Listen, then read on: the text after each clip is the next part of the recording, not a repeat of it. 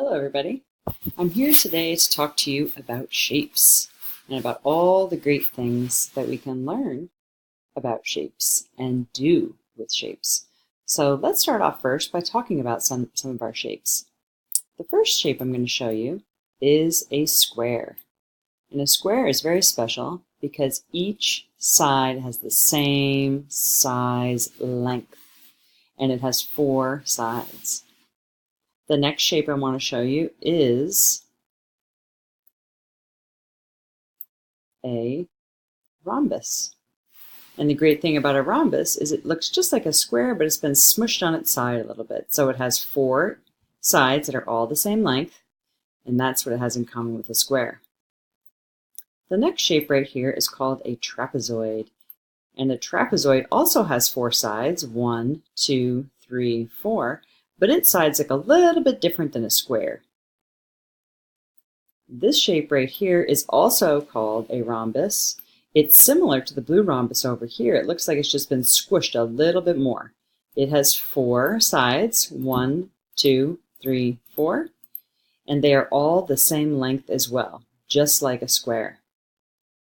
Then we have some other shapes right here. This one might look familiar to you.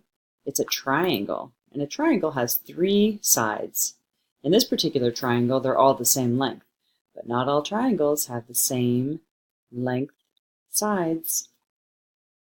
This next one over here is also a triangle, and as you can see, it's not the same as this green one, but it does have 3 sides, 1, 2, 3.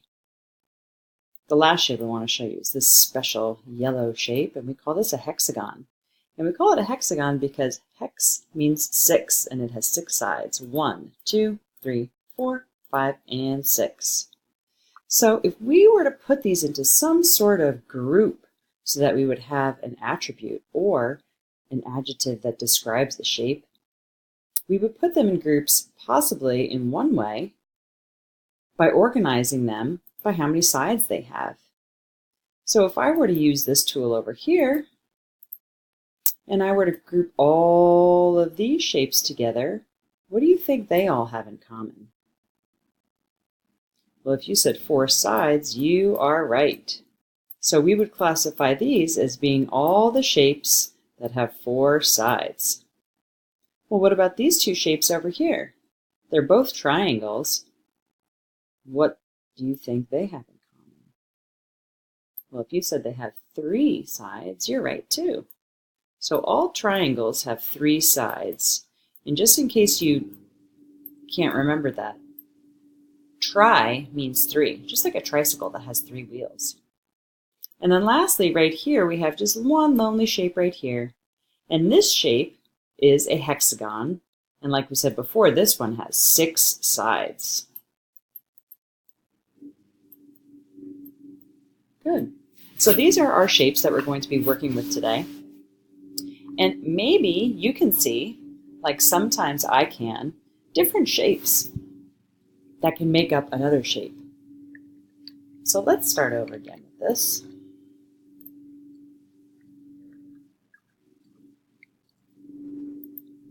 And let's look at our shapes right here and see, how can we put some shapes together to make new shapes? So let's start with the square. So I'm going to put these shapes down here. And if I look at my square, I notice that it has 4 sides that are all the same length. How many squares would I need to make a rectangle? Well, let's see if 2 shapes really works. Yes, it does. This is a rectangle. It has 2 sides that are the same length. These sides are the same length, and these sides are the same length. So this is a rectangle. Okay, good. Now I'm going to move him down here. And let's look at our hexagon. Our hexagon's a very big shape, and I bet there are some shapes down here that we can put in here that if we put them together would make a hexagon. So why don't we start right here with a trapezoid. How many trapezoids do you think I could put together to make a hexagon? If I put it like this, it might help you. Well, if you said 2, I think you're right. Let's see. Awesome, great job. Let's try another shape. What other shapes do you think I could put inside my hexagon that could make up a hexagon on its own? Let's try our rhombus. If I put one rhombus in here, how many more rhombuses do you think we need to make a hexagon? Well, if you said 3, let's try. There's 1. We have to turn some of these around here so that they fit. There's 2, and it looks like we might be right. Well, let's take this guy out of here so we can see. Yeah, great. 3 of them make a hexagon. Awesome. Well, let's see if there's one more that we could use here. What about the triangles? If I put one triangle here, how many triangles do you think I could put in that would make a hexagon? Well, let's try a few right here. There's 2. There's 3. I'm starting to see a pattern here. I bet it might be 6 as well. Let's try.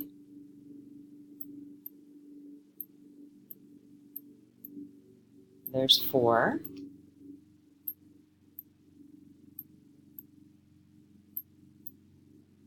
Five. And 6. Awesome job. So as you can see, in order for us to make one hexagon, we can either use 2 trapezoids, 3 rhombuses, or 6 triangles. Let's try something else. I have a picture right here, and I want to see if we can make exactly what it's showing us right here. So as you can see, I have a turtle, and I'd like to see, I'm going to move my shapes over here, if we can find some shapes that we could use to cover up our turtle. Well, I see right here, this head right here looks like this could definitely be a hexagon.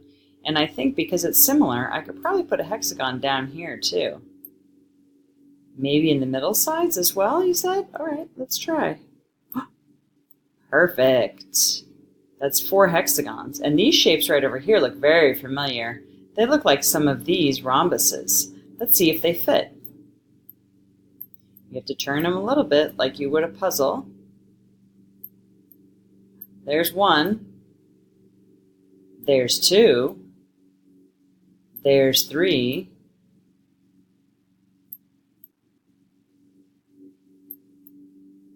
Four, and I bet there's going to be the same amount on this side. And how do I know that? Because I know that a turtle is kind of symmetrical, just like a human is. That means we have the same things on both sides of our body. So 2 legs and 2 arms. So if I already did one side, then I know that this side has to be the same.